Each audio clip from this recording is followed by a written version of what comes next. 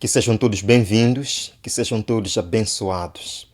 Um feliz sábado a todos os meus irmãos. O Senhor nos reuniu aqui, mais uma vez, nestas horas sabáticas, para ouvir a sua voz falando conosco. Portanto, irmão, abra o seu coração e venha comigo nesta oração. Louvamos o teu nome, Deus do universo. O louvamos por tua grandeza, por teu cuidado paternal. O louvamos pelo plano da salvação, pela promessa da vida eterna em Jesus. Nesta hora queremos abrir a tua palavra inspirada. Batiza-nos com teu Santo Espírito e nos prepare para o teu encontro em breve nas nuvens do céu. Oramos em nome de Jesus. Amém. Queridos irmãos, eu quero aproveitar este momento para informar que, devido a algumas questões de organização, a nossa semana de oração, que deveria começar na segunda-feira, fica adiada para uma data ainda a anunciar, mas com certeza será ainda este mês. Então, prepare-se para este evento, que pela graça de Deus será muito importante para o nosso preparo nestes últimos dias. E eu quero agora meditar com os irmãos no livro de Apocalipse, capítulo 10. Apocalipse, capítulo número 10. Venha comigo, peguei a sua Bíblia, Apocalipse, capítulo 10. E vamos ler os versos 5 e 6. Apocalipse 10, 5 e 6. Assim diz a palavra de Deus. Então o anjo que vi em pé sobre o mar e sobre a terra levantou a mão direita para o céu e jurou por aquele que vive pelos séculos dos séculos, o mesmo que criou o céu e a terra, o mar e tudo quanto neles existe, dizendo: já não haverá demora. Queridos, esta visão de João é muito parecida com a visão de Daniel, no capítulo 12. Por isso que eu tenho o hábito de dizer que o Apocalipse e o livro de Daniel precisam ser estudados juntos.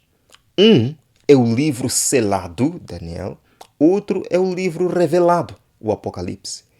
E para termos certeza disso, vamos ler os primeiros 2 versos desse capítulo 10 de Apocalipse, os primeiros 3 versos, na verdade. Apocalipse 10, versos 1 a 3. Lemos. Vi outro anjo forte descendo do céu, envolto em nuvem, com um arco-íris por cima de sua cabeça. O rosto era como o sol e as pernas como coluna de fogo. E tinha na mão um livrinho aberto. Pôs o pé direito sobre o mar e o esquerdo sobre a terra. E bradou em grande voz, como ruge um leão. E quando bradou, desferiram os 7 trovões as suas próprias vozes. Saltando agora para o verso número 6. Apocalipse 10, verso número 6. Veja. Então o anjo que vi em pé sobre o mar e sobre a terra levantou a mão direita para o céu e jurou por aquele que vive pelos séculos dos séculos, o mesmo que criou o céu e a terra, o mar e tudo quanto neles existe. Já não haverá demora. Vamos lá comparar esta visão com Daniel, capítulo 12. Vamos comparar esta visão de Apocalipse com Daniel, capítulo 12, verso número 7.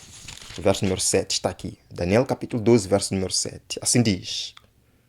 Ouvi o homem vestido de linho que estava sobre as águas do rio, quando levantou a mão direita e a esquerda ao céu e jurou por aquele que vive eternamente, que isso seria, depois de um tempo, 2 tempos e metade de um tempo. E quando se acabar a destruição do poder do povo santo, estas coisas todas se cumprirão.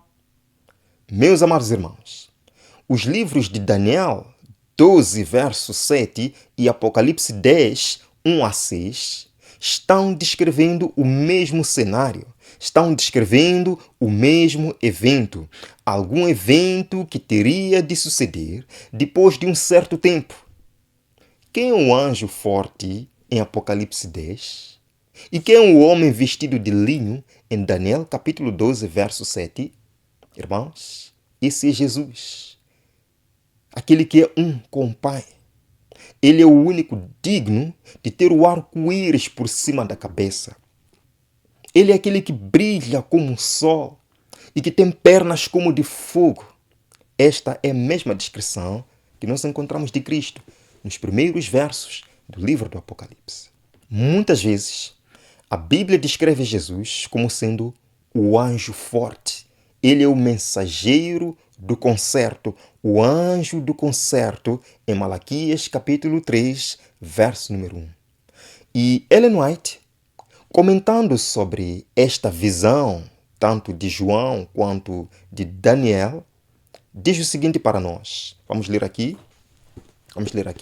no comentário bíblico adventista, volume 7, página 971. Grave bem isto. É dito o seguinte: o poderoso anjo que instruiu João não era outro senão a pessoa de Jesus Cristo. Vejam bem aqui agora.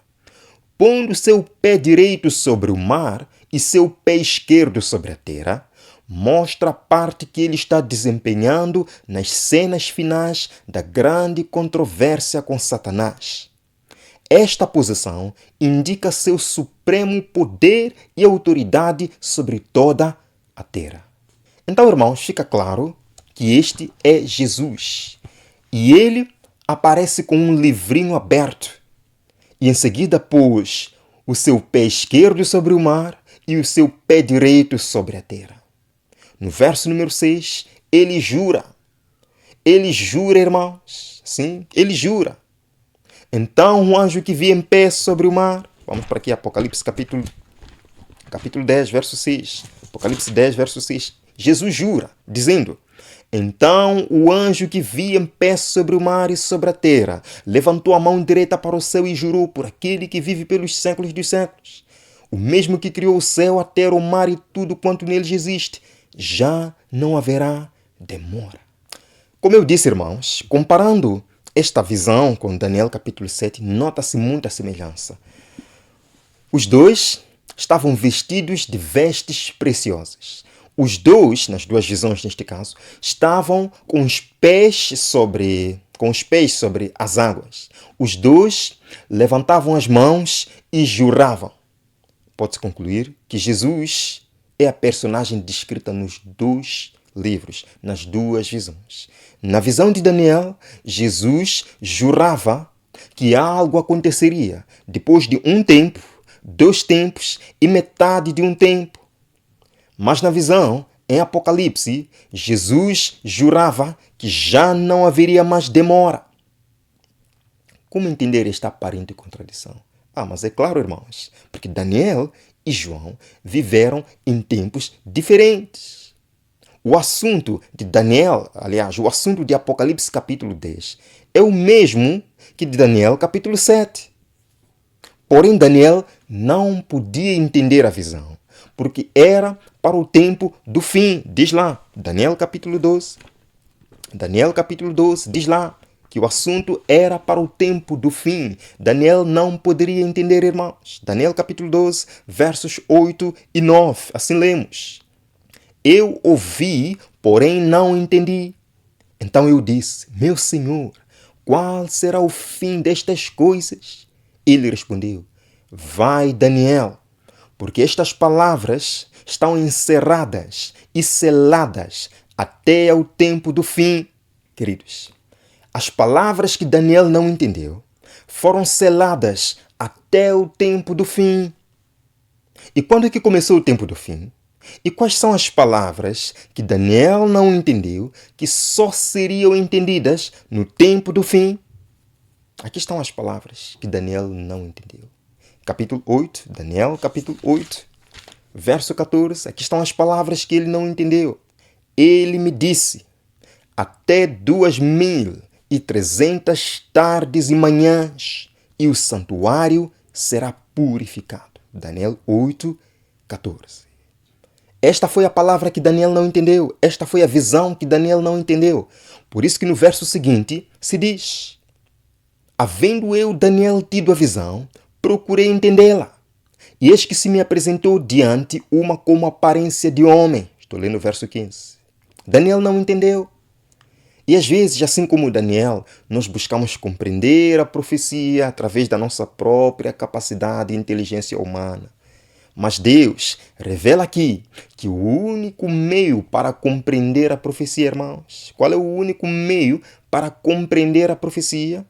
É dito: e ouvi uma voz de homem de entre as margens do Ulai, que gritou e disse: Gabriel, dá a entender a este a visão.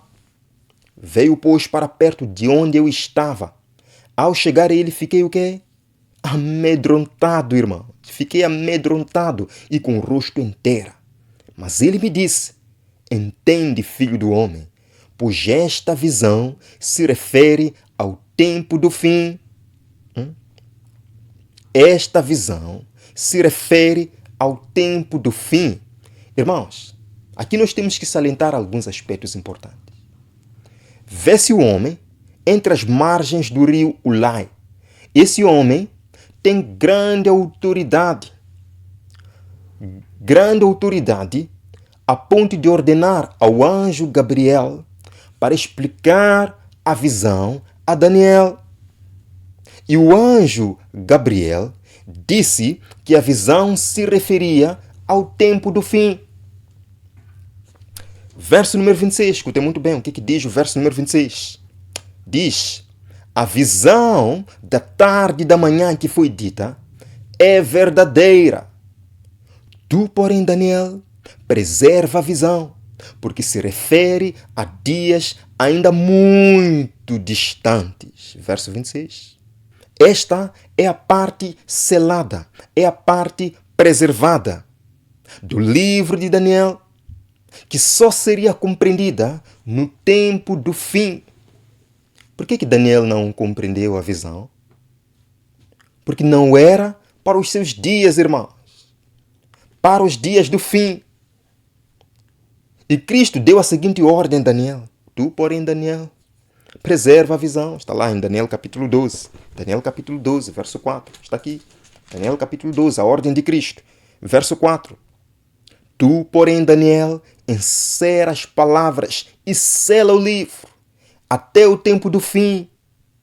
Muitos no tempo do fim o esquadrinharão e o saber se multiplicará. Quando é que seria compreendido o livro de Daniel? Quando é que seria compreendida a visão selada do livro de Daniel? O verso 7, Daniel capítulo 12, agora nos traz a resposta, irmãos. Como a Bíblia é maravilhosa, como a profecia é maravilhosa. Verso 7. Ouvi o homem vestido de linho, que estava sobre as águas do rio, quando levantou a mão direita e a esquerda ao céu e jurou por aquele que vive eternamente, que isso seria depois de um tempo, 2 tempos e metade de um tempo. E quando se... Escutem bem, irmãos. E quando se acabar a destruição do poder do povo santo, estas coisas todas se cumprirão. Que coisas se cumpririam após um tempo, 2 tempos e metade de um tempo? É a profecia de que no tempo do fim, muitos esquadrinharão e o saber se multiplicará. E conforme a predição, irmãos, isto aconteceu. Após o período de destruição do poder do povo santo, o conhecimento das profecias de Daniel aumentou.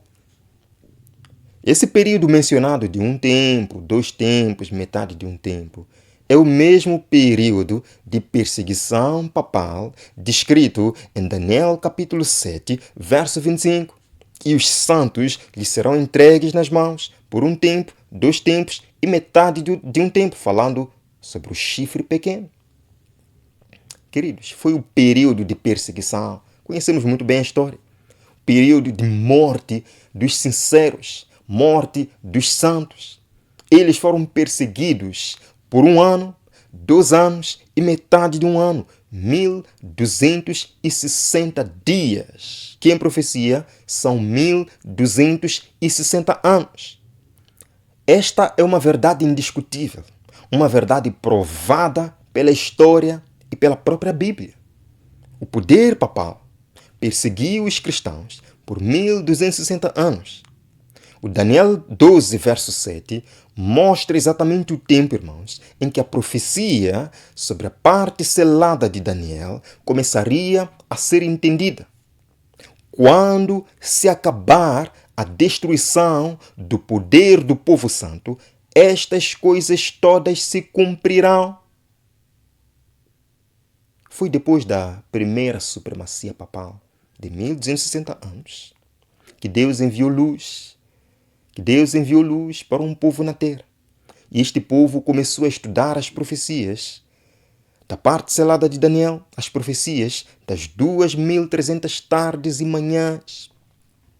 E entendeu-se que este período de tempo começava em 457 a.C., estendendo-se até 1844 d.C. Guilherme Miller, estudando as profecias, concluiu que a purificação do santuário descrita no verso de Daniel 8,14 correspondia à segunda vinda de Jesus Cristo para purificar a terra com fogo, isto no dia 22 de outubro de 1844. Queridos, mas a história não termina aqui.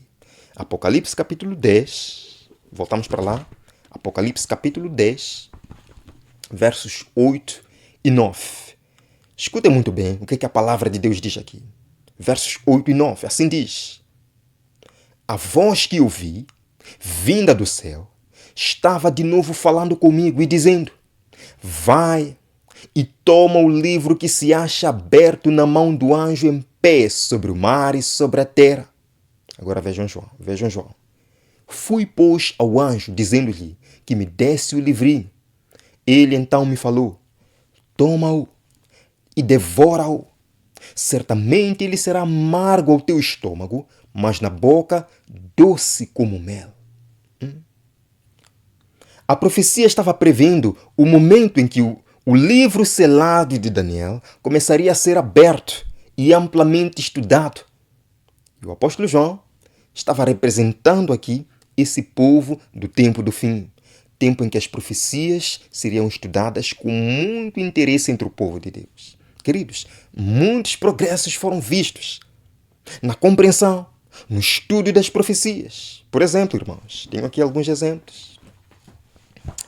Por exemplo, em 1806, a publicação da dissertação de Faber sobre as profecias. Em 1831, Guilherme Miller começou a pregar a mensagem do advento. Em 1838, a publicação de Josias Litch sobre o clamor da meia-noite. Em 1840, houve a primeira Conferência Geral dos Crentes Adventistas Milleritas, em Boston. Em 1842, a publicação de Josué Himes, O Clamor da Meia-Noite. Irmãos, de fato, o livro de Daniel, que antes estava selado, a partir de 1798, o começo do tempo do fim, quando o povo de Deus foi liberto da perseguição de 1260 anos, a profecia começou a ser estudada e compreendida. E de acordo com Apocalipse capítulo 10, verso 10, o povo do tempo do fim, representado por João na visão, devoraria o livro profético. Devoraria, comeria, seria doce como mel. Foi isto que aconteceu, irmãos.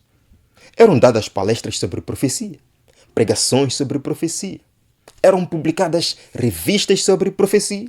E em meio a todos estes progressos notáveis do Evangelho no mundo, a própria profecia, irmãos, previa um grande desapontamento, uma grande decepção entre aqueles que aguardavam o retorno de Cristo por volta de 1840. Vejam aqui, isto é profético. Apocalipse capítulo 10, verso número 10. tomei o livrinho da mão do anjo e o devorei. E na boca era doce como mel. Quando, porém, o comi, o meu estômago ficou amargo. A mensagem sobre a volta de Cristo em 1844 era doce como mel. Milhões de pessoas venderam as suas propriedades para apoiar o progresso do Evangelho. Milhares de pessoas convertidas num só dia. E, sim, a mensagem era doce como mel. No livro Cristo Triunfante, tem uma passagem aqui muito interessante. No livro Cristo Triunfante, Ellen White nos conta um pouco dessa poderosa experiência dos nossos irmãos. Lemos juntos, irmãos. É dito: com inexprimível desejo, os que haviam recebido a mensagem aguardavam a vinda do Salvador. O tempo em que esperavam encontrar-se com ele estava às portas. Com calma e solenidade viam aproximar-se a hora. Permaneciam em doce comunhão com Deus, como que antegozando a paz que desfrutariam no glorioso futuro. Vejam só, irmãos. Pessoa alguma que haja experimentado esta confiante esperança poderá esquecer-se daquelas preciosas horas de expectativa. Algumas semanas antes do tempo, as ocupações seculares foram, em sua maior parte, postas de lado, como se estivessem no leito de morte e devessem, dentro de poucas horas, cerrar os olhos às cenas terrestres. Os crentes sinceros examinavam cuidadosamente todos os pensamentos e emoções de seu coração. Queridos, continua. Não houve confessão de vestes para a ascensão. Todos sentiam, porém, a necessidade de evidência íntima de que estavam preparados para encontrar-se com o Salvador. Amém. Suas vestes brancas eram a pureza da alma, o caráter purificado do pecado pelo sangue expiatório de Jesus Cristo. Irmãos, a irmã White termina com este suspiro. Ela diz: oxalá, queridos, oxalá ainda houvesse entre o povo professo de Deus o mesmo espírito de exame do coração, a mesma fé, ardorosa e resoluta. É neste ponto que eu queria chegar, irmãos. É neste ponto que eu queria chegar. Qual foi a atitude do povo milerita ao sentir aproximar-se a segunda vinda de Cristo? Primeiro ponto. Permaneciam em doce comunhão com Deus. Queridos, glória a Deus que Ele não nos falou o dia e a hora. Glória a Deus ainda porque Ele deixou sinais que mostram a sua proximidade. Glória a Deus ainda mais porque Ele disse que quando virem estas coisas acontecer, saibam que está às portas. E a pergunta para o crente do século XXI é esta: estamos vendo ou não os sinais da vinda de Cristo, irmão? Estamos vendo ou não os sinais da vinda de Cristo? Contudo, estamos nos preparando? Queridos, uma doce comunhão com Deus é o que nós precisamos para receber Cristo de braços abertos. Você tem uma doce comunhão como o povo milerita? Você tem uma doce comunhão? Ou vive correndo de um lado para o outro? Segundo aspecto, as ocupações seculares foram, em sua maior parte, deixadas de lado. E agora deixe-me esclarecer antes de alguém falar. Eu não quero aqui incentivar preguiça, porque o trabalho é bíblico. Mas temos que admitir, irmãos, nós temos que admitir que muitas vezes nós colocamos nossas ocupações seculares, nossas ocupações diárias acima do nosso preparo para a eternidade. E o povo milerita deixou de lado suas ocupações diárias para se consagrar para a vinda de Cristo. Queridos, eu sempre costumo dizer que você pode entrar no céu sendo pobre. Pode entrar no céu sem ter luxo, mas nunca entrará no céu sem comunhão íntima com Jesus. Quais são as tuas prioridades? Terceiro aspecto do povo milerita, que Ellen White diz, Oxalá. Eles viviam como se estivessem quase a fechar os olhos às cenas do mundo. Em outras palavras, irmãos, eles não estavam iludidos com o mundo. Deixe-me dizer, irmão, sonhar em ter uma casa linda, confortável, ter um carro lindo, maravilhoso, ter uma empresa, ter uma conta bancária bem recheada, isso não é problema. Tudo isso é maravilhoso. Deus quer que nós tenhamos coisas boas. Mas eu e você temos que admitir que o mundo nos fascina, que o mundo está nos fascinando. As coisas do mundo estão nos iludindo, irmãos. Provérbios capítulo 30. Provérbios capítulo 30, versos 7 e 9. Versos 7 a 9. Eu gosto muito deste texto. Assim diz: duas coisas te peço, não mas negues antes que eu mora. Afasta de mim a falsidade e a mentira. Não me des nem a pobreza, nem a riqueza. Dá-me o pão que me for necessário, para não suceder que, estando eu farto, te negue e diga: quem é o Senhor? Ou que empobrecido venha furtar e profane o nome de Deus. Grande mensagem do sábio Salomão, o homem mais sábio do mundo e um dos mais ricos que já existiu. Ele conhecia muito bem os perigos da fascinação da riqueza, da ilusão da riqueza. Como é que viviam os irmãos mileritas? Como se estivessem prestes a fechar os olhos para as cenas terrestres. Muitos adiam no seu coração. Estou falando para nós hoje. Muitos adiam no seu coração a volta de Jesus. Não querem que Jesus volte, porque estão fascinados com o mundo. Não querem fechar os olhos às cenas do mundo. E quando aparece alguém, quando aparece um pregador falando sobre os eventos finais, sobre o decreto dominical, essas pessoas não querem ouvir. Essas pessoas são alarmistas. Por quê? Porque estamos fascinados com o mundo. Ainda não fechamos os olhos às coisas do mundo.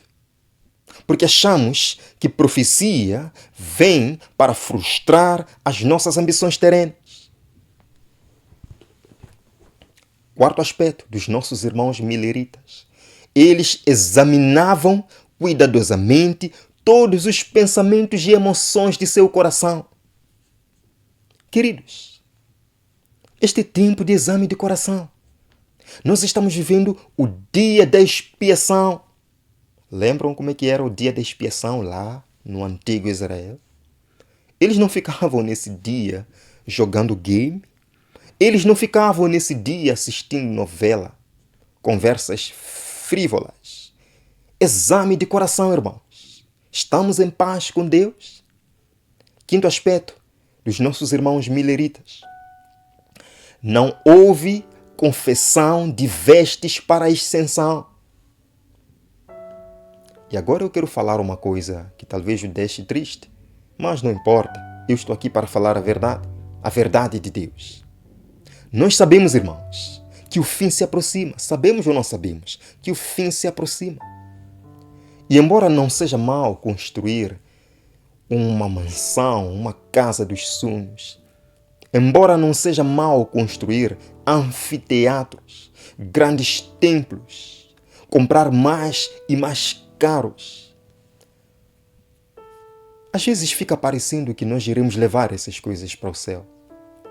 Às vezes fica parecendo que nós vamos levar esses templos magníficos, esses edifícios magníficos para a eternidade.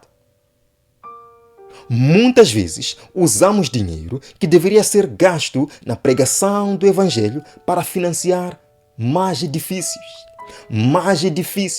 construções, carros luxuosos, programas maravilhosos.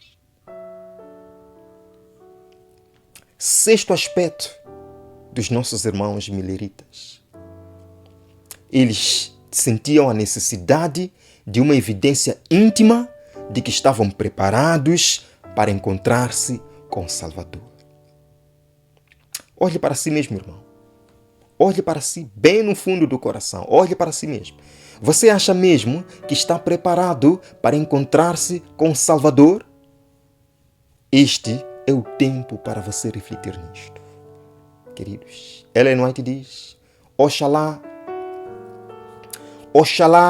ainda houvesse entre o povo professo de Deus o mesmo espírito de exame do coração. Oxalá que ainda existisse a mesma fé ardorosa e resoluta. Oxalá. Nós vivemos na mais escura hora, irmãos. Os nossos pioneiros começaram. Nós temos que terminar esta missão. O livro era doce como mel. Apocalipse. O livro era doce como mel, mas no estômago ficou amargo. A decepção foi grande, mas valeu a pena. Não era o fim, era o começo de mais uma jornada que nos levará ao fim agora. Que nos levará ao fim. Não haverá outro desapontamento. Nos levará ao fim. Apocalipse 10, verso 10, lemos: Então me disse: é necessário que ainda profetizes a respeito de muitos povos, nações, línguas e reis. Esta é a missão da Igreja Adventista do Sétimo Dia. É necessário que ainda profetizes. Profetize de novo. Infelizmente, muitos querem transformar a identidade profética e a missão desta igreja. Muitos querem abandonar isso. Mas a missão desta igreja é pregar a profecia, irmãos. É pregar a profecia, preparando o mundo para a segunda vinda de Cristo. Mas como é que nós podemos preparar um mundo para a segunda vinda de Cristo se não vivemos essa mensagem? Se nem fomos impactados por ela e se nem nos identificamos com a mensagem? Muitos querem transformar esta igreja em um clube de dança. Muitos querem transformar esta igreja em um palco de show de celebridades musicais. A missão desta igreja é de pregar a profecia, irmãos. Meus irmãos, o relógio está correndo. Esse é o nosso tempo de brilhar. É nosso tempo de brilhar por Jesus Cristo. Deixe-me dizer, com ou sem a tua ajuda, Deus vai terminar a missão para esta igreja. Deus prometeu um reavivamento da primitiva piedade para esta igreja. Deus promete uma chuva seródia para esta igreja. Mas essa chuva seródia não vai cair sobre aqueles que não se interessam. Este é o momento de orarmos. Senhor, receba-nos. Nós somos pecadores, carecemos da tua graça, Senhor. Restaura em nós o prazer de servir-lhe, de participar desta grande obra final. Ensina-nos a colocar em prioridade os interesses eternos em nossa vida. Santifica-nos, Senhor. Batiza-nos cada dia. Em nome de Jesus. Amém. Bem, amado irmão, assim nós terminamos. Que a graça do Senhor esteja consigo. Nós teremos mais uma atualização profética no nosso horário habitual daqui a pouco, pela graça do Senhor. Eu verei. Até breve.